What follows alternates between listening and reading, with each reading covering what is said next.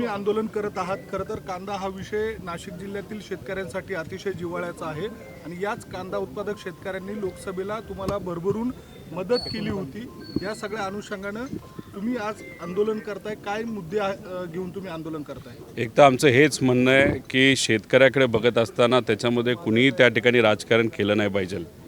आज जर शेतकरी अडचणीत असेल तर विरोधातले पण आणि सत्तेतले पण जे कोणी नेते असतील, आमदार असतील, खासदार असतील, यांनी भक्कमपणे शेतकऱ्याच्या पाठीमागे उभा राहण्याची जरूरत आहे। आज आम्ही सर्वजण लासलगावला आलेलो आहे, चेअरमन आहेत, सर्व सदस्य आहेत, खासदार साहेब या ठिकाणी आहेत आणि या सगळ्यांची मागणी हीच आहे की शेतकऱ्यावर आज जो अन्याय होतो आहे तो अन्याय कुठं ना कुठेतरी त्या ठिकाणी कमी झाला पाहिजे, न्याय मिळाला पाहिजे।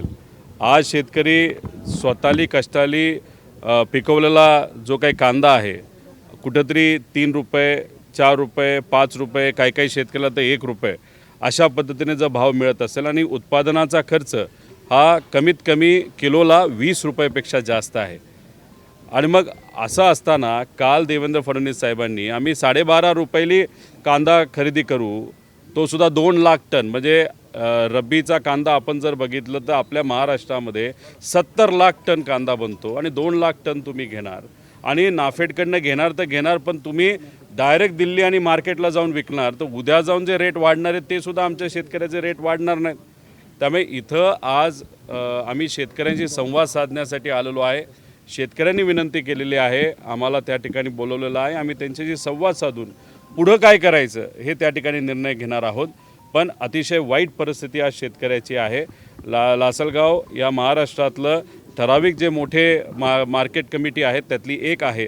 त्यामुळे इथे असणारा शेतकरी मोठ्या प्रमाणात कांदा घेऊन इथं येतो, त्यामुळे इथं शेतकरी आज जो आलेला आहे तो मोठ्या संख्येने आलेला आहे आणि मग त्यांच्याशी संवाद साधून पुढं काय करायचं हे आम्ही सर्वजण ठरवणार आहोत। दादा, सातत्याने कांदा अनुदान जाहीर केलं जातं मात्र शेतकऱ्यांच्या पद्धती मिळतच नाही। बघा, गेल्या वेळेस इलेक्शनच्या आधी 200 रुपये कांदा अनुदान हे डिक्लेअर केलं होतं राज्य शासनाने, 50 रुपये फक्त आले, बाकी 150 रुपयाचं काय। त्याच्याचबरोबर होतं काय की इलेक्शनच्या आधी तिथं सांगितलं जातं, आता 2023ला 24 रुपये डिक्लेअर केले होते की, पण तेव्हा मार्केट 28 रुपये होतं, तेव्हा डिक्लेअर करायचं म्हणून त्यांनी 24 रुपये आम्ही कांदा खरेदी करू।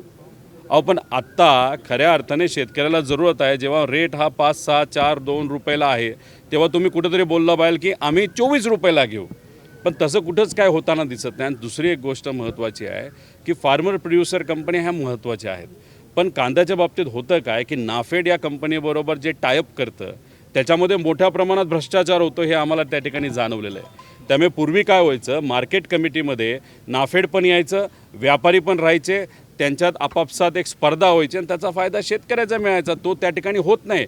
तुम्हाला आश्चर्य वाटेल की हे जे काही फार्मर प्रोड्युसर कंपनी आणि नाफेडबरोबर एक कंपनी अशी पण होती ज्याच्यामध्ये खरात जो नाशिकचा आहे ना, जो एकदम फेमस भोंदूबाबा, तो सुद्धा त्याच्यामध्ये, आणि त्याच्यात त्यांनी भ्रष्टाचार केला, पैसा खाल्लेला आहे। म्हणजे शेतकऱ्याला तर पैसा मिळालाच नाही, खोट्या शेतकऱ्यांच्या नावावर पैसे काढले गेले आणि खरा शेतकरी मात्र त्या ठिकाणी अडचणीत आलेला आहे, अशी आजची परिस्थिती आहे। त्यामुळे मार्केट कमिटीला विश्वासात घेऊन शेतकऱ्याला काय करायचं हे तिथं शासनाने ठरवलं पाहिजे।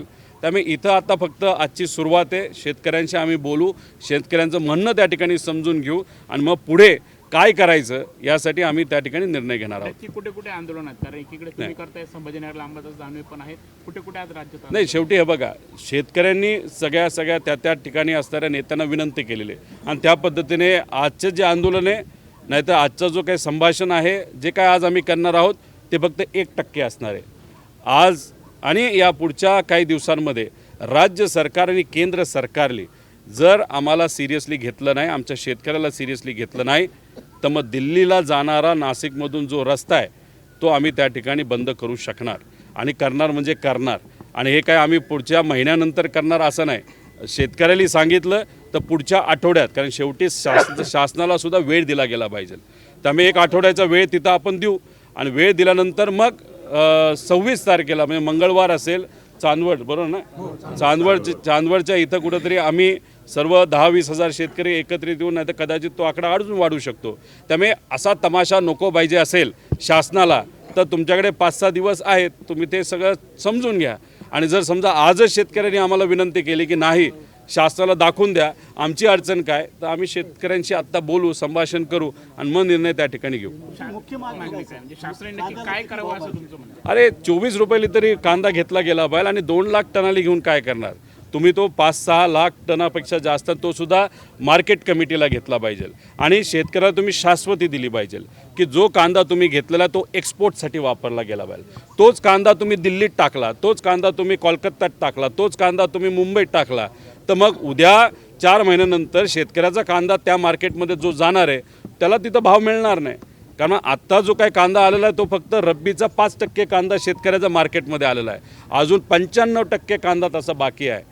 त्यामुळे धोरण करत असताना तुम्ही विश्वासात घ्या ना. राजकीय नेत्यांना घेता येत नसेल तर मार्केट कमिटीच्या प्रमुख लोकांना तुम्ही घ्या आणि धोरण करा. त्यामुळे नाफेडमध्ये मोठ्या प्रमाणात बदल करण्याची त्या ठिकाणी जरूरत आहे आणि ते काही या फार्मर प्रोड्युसर कंपनी सगळ्याच खराब आहेत असं म्हणणार नाही, पण अशा बहुतांश कंपन्यात त्याच्यात फक्त नावं काढली जातात, जवळच्या लोकांची नावं काढून पैसा घेतला जातो आणि त्याच्यात भ्रष्टाचार मात्र त्या ठिकाणी मोठ्या प्रमाणात होतो. त्यामुळे कुठल्या शेतकऱ्याला भाव मिळाला हे कुठंच काय कळत नाही. त्यामुळे जे काय करायचे ते मार्केट कमिटीमध्येच येऊन नाफेडली खरेदी केली तर स्पर्धा होऊन लोकांना तिथं न्याय मिळू शकतो. नीट पेपर फुटी प्रकरणाचा मुद्दा आहे. मी 8 महिने झालेले आहेत. कशाचे? पाशा पटेल यांच्या अध्यक्षतेखाली एक समिती. पाशा पटेल अशी व्यक्ती आहे, फक्त गॉगल बदलता येतात, रंगीबेरंगी गॉगल घालतात, भाषा खालच्या लेवलला त्या ठिकाणी घेऊन जातात, कपडे तर ते अतरंगी घालतात. आता जो माणूस इतका हवेत गेलेला आहे त्याला शेतकऱ्याला काय पाहिजे कसं कळणार? त्यामुळे तुम्ही कमिटी फॉर्म केली 9 महिन्यापूर्वी, त्या काय भज्या तळल्यात का आत्तापर्यंत? मग आता माहीत नव्हतं की आत्ता कुठेतरी रब्बीचा कांदा मार्केटमध्ये येणार आहे आणि त्याच्या आधी 2 महिने आधी धोरण व्हायला पाहिजे होतं. आणि मग तुम्ही AC मध्ये बसता, टाईमपास करता, गॉगल घालता, तमाशा करता आणि इथं मात्र गरिबाचा जीवनाचा तमाशा त्या ठिकाणी होतो. 2 महिन्यापूर्वी कुठेतरी अहवाल बाहेर निघायला पाहिजे होता, अजून आला नाही. मग त्यांनाच विचारा तुम्ही करताय काय? त्यामुळे काय आहे की फक्त दिखावा करून चालणार नाही. तर काल मुख्यमंत्री साहेबांनी सांगितलं 12.5 रुपयाला घेतो. आज 2023ला तुम्हीच बोलला होता 24 रुपयाला घेतो. मग त्यावेळेस इलेक्शनच्या आधी 24 रुपये तुम्हाला बरे वाटतात आणि ठीक आहे तेव्हा तुम्ही डिक्लेअर करून नंतर घेतलं नाही ते वेगळी गोष्ट. आता 12.5ला घेऊन तुम्ही काय करणार आहात? अहो खर्चच वाढलेला आहे. खर्च काय आपण शेतकऱ्याला वाढवलेला नाही, ह्याच्यामध्ये खर्च का वाढला आहे? खताच्या किमती वाढलेल्या आहेत. त्याचबरोबर उत्पादन कमी झालेलं आहे. यंदा उत्पादकता कमी झाली का? अवकाळी पाऊस, गारपेट जी काही या भागामध्ये शेतकऱ्याची झालेली आहे. 5 ट्रेलर उत्पादन जिथं निघणार आहे तिथं 3 ट्रेलर निघायला लागलेलं आहे. त्यामुळे उत्पादनामध्ये पण घट झालेली आहे, खर्चामध्ये त्या ठिकाणी वाढ झालेली आहे आणि ह्या सगळ्या गोष्टी असताना उद्या जाऊन तो अडचणी अजून मोठ्या प्रमाणात वाढणार आहेत, कारण का डिझेलच कुठं त्या ठिकाणी मिळत नाही. त्यामुळे ह्या सगळ्या गोष्टी बघून कुठंतरी एक चांगल्या भावनेतून शेतकऱ्याचं म्हणणं ऐका आणि शेतकऱ्याला लवकरात लवकर न्याय द्या अशी आमच्या सगळ्यांची मागणी आहे. नितेश राणेंनी